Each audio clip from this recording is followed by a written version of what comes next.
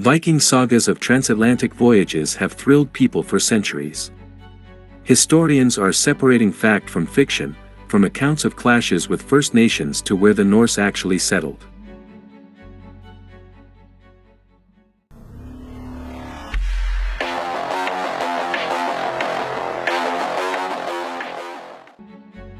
Until the 1960s, Viking adventure in North America was known only at second hand from the Icelandic sagas, the great epic tales that form one of the jewels of northern medieval literature.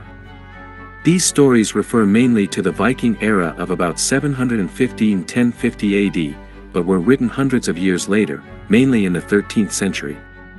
The extent to which they preserve genuine memories of the saga writers' ancestors, or whether they are more a form of historical fiction, still divides scholars today. The entire narrative of the Norse voyages to North America is contained in only two of these texts, the Saga of the Greenlanders and the Saga of Eric the Red. Although the two sagas describe events in the late 10th and early 11th centuries, they are preserved as separate collections of shorter tales in very late medieval manuscripts.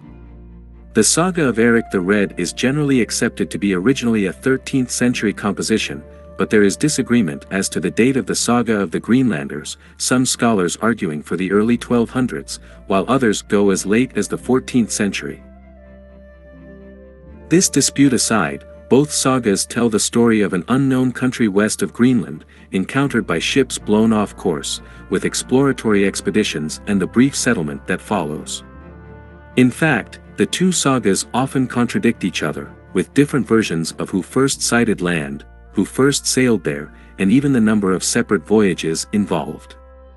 The route they took, however, is clear in both sources: west from Greenland for 2 days to a country of flat stones that the Norse called Helgeland, probably Baffin Island, then south past a long stretch of coastal forests and unspoiled beaches they called Markland, probably Labrador, and finally to Vinland, the land of the wilderness.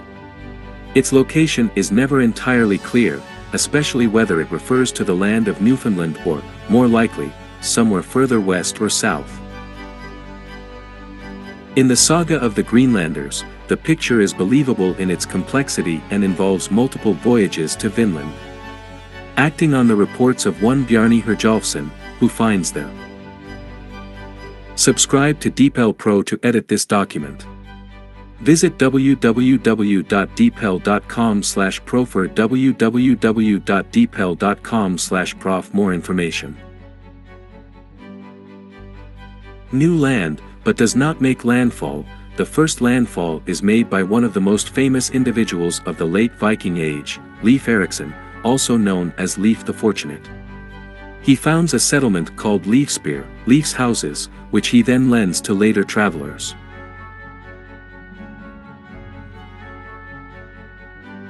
There are several trips mentioned after Leif's, first by his brother Thorvald, who stays there for 3 winters, then a major settlement effort by the prosperous merchant Thorfinn Karlsefni.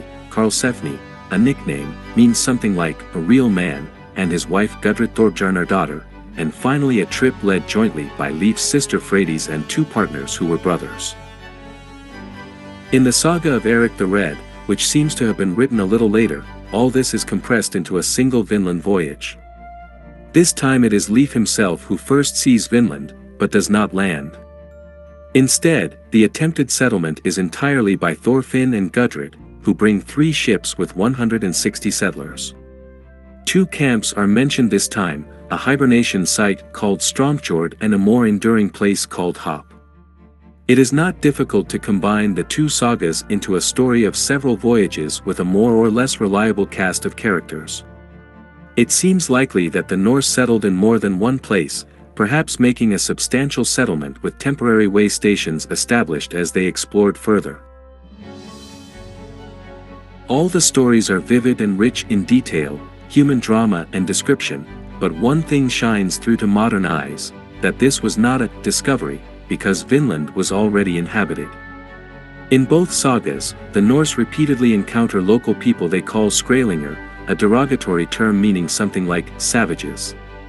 In Eric's saga, the 2 groups initially trade peacefully before violence erupts over a misunderstanding. In the Greenlandic version, there is lethal conflict from the start. There are deaths on both sides, and a common theme is that the Norse are eventually forced to flee due to indigenous resistance to their presence. From the literary record, it appears that the Norse community in Vinland was quite short-lived, a few years at most.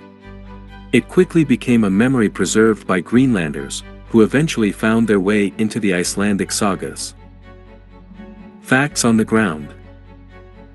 Archaeological finds have corroborated the saga's accounts of a short-lived Norse settlement in North America. New finds are shedding light on which aspects of the sagas have a basis in historical reality and which, perhaps, do not. The breakthrough came in the discovery of the Landsaux Meadows site in Canada by the Norwegian wife and husband team of Stein and Helga Ingstad in 1960. The Norse dwellings discovered at Landsaux Meadows are modest, 8 turf buildings, grouped into 3 clusters. Excavations at the site, conducted first by the Ingstads, and later by Birgitta Linderoth Wallace and others, identified workshops and a blacksmith shop located at a distance from the other structures, both for access to running water and to minimize fire risk. One could be a boathouse, and there is clear evidence for carpentry and boat repair. The site has excellent sea views and access to marine resources, especially rich cod fisheries and eider colonies. It was the perfect place on the coastal route south for ships coming from Greenland, at the point where they could sail in several directions. Perhaps 100 people could have lived there, or a little more, a number that fits the descriptions in the saga quite well. The settlement could easily survive the winters, with its familiar windproof and insulated architecture adapted to the North Atlantic. It seems almost certain that Landsaux Meadows was not the only Norse settlement in North America.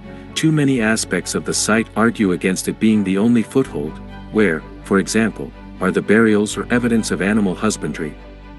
The sagas mention livestock, but if true, there is no sign of them at this site. Archaeologists and others have long searched for more such sites, but nothing has been confirmed so far.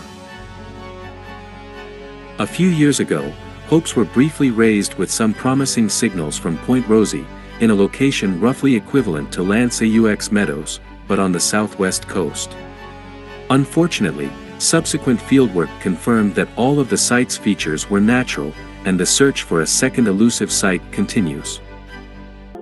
Thanks for watching the video. Don't forget to subscribe to my channel. See you next time.